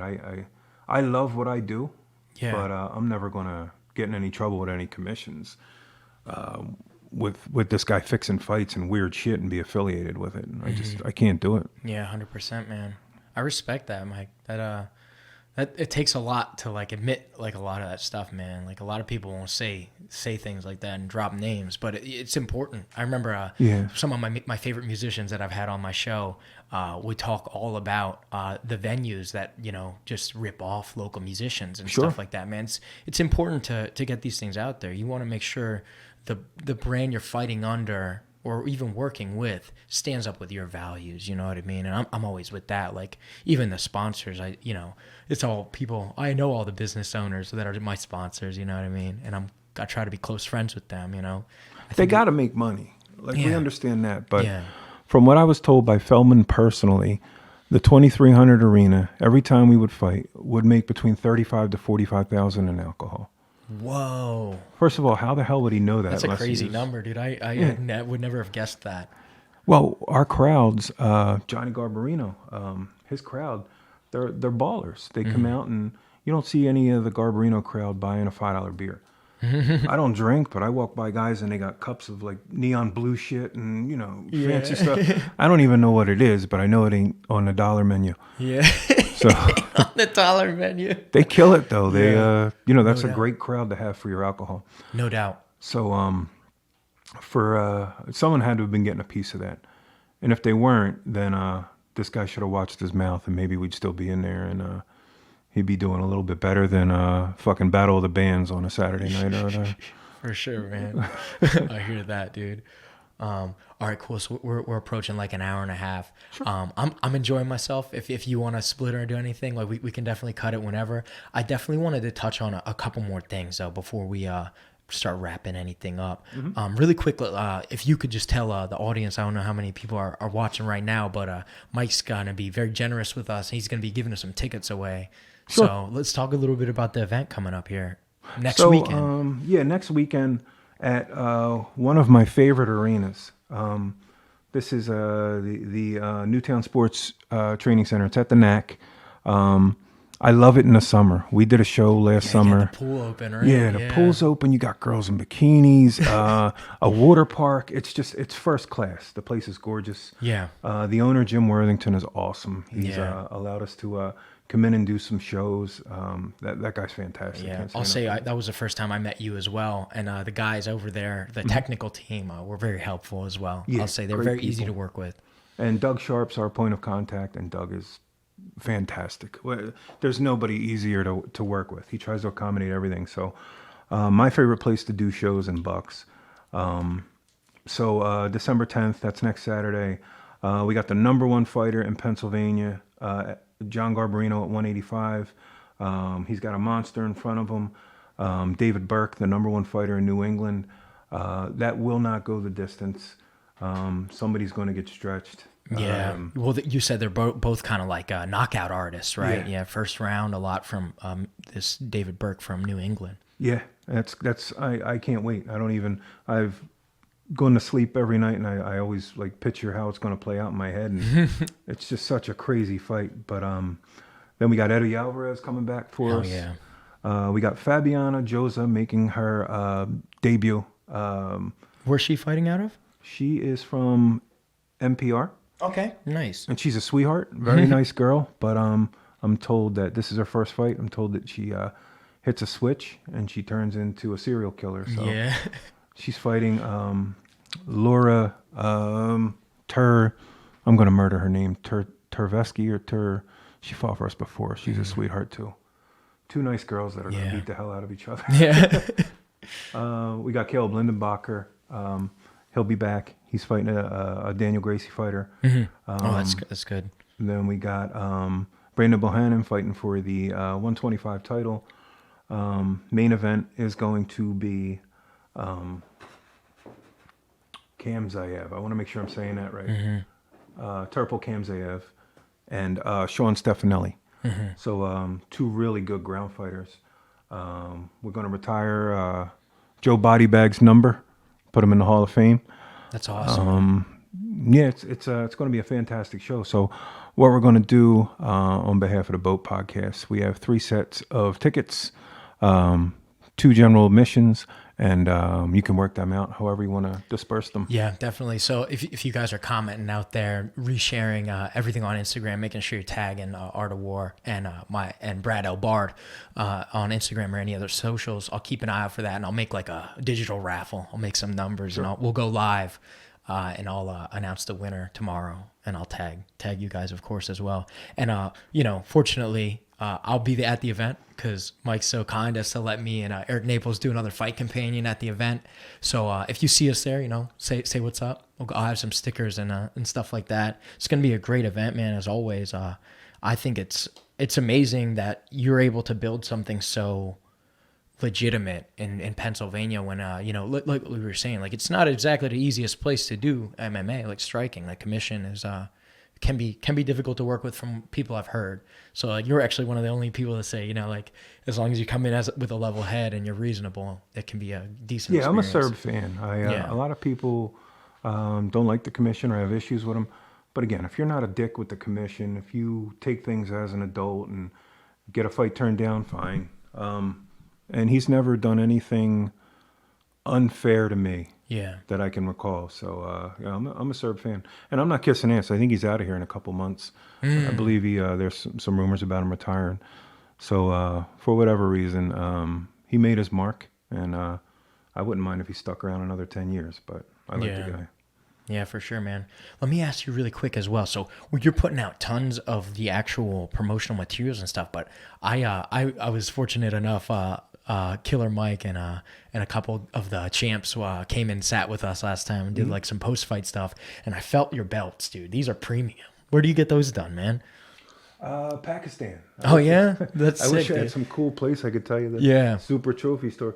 No, I just order them from Pakistan, and they hook them up. Any picture you give them, they can put it in there. They can so they printed. They like made the metal and everything. Like they do printed all it. that Yeah, stuff. man, that's pretty good stuff, man. How much does a belt cost? I think I'm paying like $240 per belt. Damn, dude. I know people I've felt shitty belts before. You know what I mean? Terrible. And it's always interesting to me. Like I'm curious, like when I feel a quality thing, I'm like, oh, I wonder how much like a real one of those actually costs. Yeah, we've unfortunately, before we got a good belt hookup, we've used some of the other ones. In fact, I feel so bad. Body Bags is in the UFC now. He's killing people. He's got a big name. I got a picture of us putting a white, Feldman's son ordered it. Shitty trophy store. It looks like the Wonder Woman belt. Like it's like so thin. And we're putting it around this UFC fighter, and I feel like the biggest dick. I should go back and Photoshop. Humble beginnings, Photoshop it on, right? Yeah, that's awesome, man. Well, Mike, I appreciate you coming on the show, man. Is there anything else you wanted to bring up? Anything you wanted to chat about as well? I kind of want to open the floor for you. Definitely let everyone know where they can find you. And our schedule. Yeah. So we got December 10th next week. We got Ground Zero Grappling January 14th. Nice. At the Sheet Metal Hall. Then we're back at the Sheet Metal Hall February 3rd and 4th for All-Star Weekend. This will be our 4th one where we've done back-to-back shows. Last year we sold out Live Casino back-to-back shows. So we kill it All-Star Weekend. It's our biggest 2 shows of the year back-to-back. We have some really big names jumping on this show. We have Christian Bobby, who is a stud. I mean, that kid's going to be in the UFC in a couple years, making his pro debut with us. Patrick Brady will be back. Patrick Brady is 4-0 now. He could be in the UFC as soon as the next fight. We have a huge signing that we're going to announce. The Gypsy King himself, Earl Small. Oh, yeah. He's coming to Art of War, and we couldn't be more excited. Our last 2 middleweight champions went to the UFC, and we're going to make it 3 because Earl is a problem. John Garbarino is going to make his pro debut, which is going to be, there won't be a seat in the house. I mean, this is the most popular kid in Philadelphia, so that's going to be huge for us. So we got a couple really good things on deck. Manny Morales is coming to Art of War. We're very excited about that. So yeah, tons of big names, tons of big pro fights, and the momentum shifting. We used to have a ton of very popular amateurs and a couple popular pros. Now it looks like the bulk of our talent is going to be the pros. So things are only getting better. New venues in the works right now with a big local casino for a deal for 2023. Nice. And an outdoor show, the cheerleaders parking lot. Oh, cool. Yeah. We're looking at the cheerleaders parking lot. The awesome place, the best gentlemen's club in Pennsylvania, and we're going to do something big in that parking lot. And John's been awesome with us. So can I also thank my sponsors? Yeah, absolutely, man. Mention whoever you got out there helped you get to here, man. So Antrim Electric does our knockout of the night. That's Greg McErlane and his wife Nadia. Awesome people. Worldwide has been with us almost from the beginning. My buddy Big Garb, fantastic. He went in for the canvas with me. We split that. Awesome guy. He really believes in what we're doing, so can't say enough about him. The UFL, my buddy Islam. He's a multiple-time sponsor. He's doing very big things in the Middle East and America. Ground Zero Grappling, which is my new business venture. The Newtown Athletic Club. Again, Jim Worthington and Doug Sharp. Fantastic people to do business with. Yeah, man. I think, dude, I gotta come out to your Ground Zero event, man. Like I'm a Brazilian Jiu-Jitsu guy myself. You know, I'm a purple belt. Are you a purple? Yeah. Nice. Been training a little bit. But yeah, man, I gotta come out to that, man. That seems like I didn't even realize till I was doing some research on you that you had that going on as well. So I think if you want to set up a podcast. I was gonna say I'll hit you up. We'll come up with something. Maybe we can collab on that. I think that would be really sick. Another thing I want to ask you, man, like how do you get where do you store the cage and stuff, right? Because you're doing all your stuff in PA. It's pretty local, so it's not like you're shipping it like freight stuff. We got Gary Grant. Gary Grant is this behind the scenes enigma who is the reason that 99% of these regional shows function. Yeah. Gary does our cage. He sets it up. He lives You somewhere own on that the cage? sticks. No. So he owns Gary it and brings it out. Yeah. He also does, I think Gary does Stellar. He does a bunch of places in New York. He sets up boxing rings for RDR Promotions. Yeah. He's the owner of USK Kickboxing. So without Gary, people would be fighting in backyards. Gary's awesome. Yeah. I'm sorry, I had two more. My buddy Trev from Trev Steaks. Trev Steaks is good. Yeah. No, I didn't get to, but I actually, you know what? Maybe they're in Philly, right? Trev is about 15 minutes from here. Oh shit! Not Yeah, quite Philly, I think between here and maybe we Philly. can make something happen for lunch. That's awesome. So we're continuing the sponsors there. Trev Steaks. Yeah. Trying shout out there. And my buddy Al Jr. Al Jr.'s Auto, right across from CFCF. Great place to get your car fixed. It'll look like it never happened. Maybe you can kill some time going into the prison and visiting a friend till you get your car back. But That's awesome. Al Jr.'s is awesome, and that's it for me. Yeah, man. Well, that's fantastic, man. I'm really looking forward to the event this weekend as well, guys. Sal, just before we log off, do we have any questions out there? Nope, nobody throwing any questions out. Probably just a couple of people hype about the event.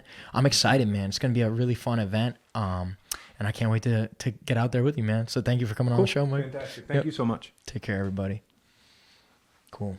So you can just hit end there. Yep. And then I can clip all this stuff at the end out. Everything went well. You see? Yeah, you got it there? Yeah, cool. Oh, yeah, we got some.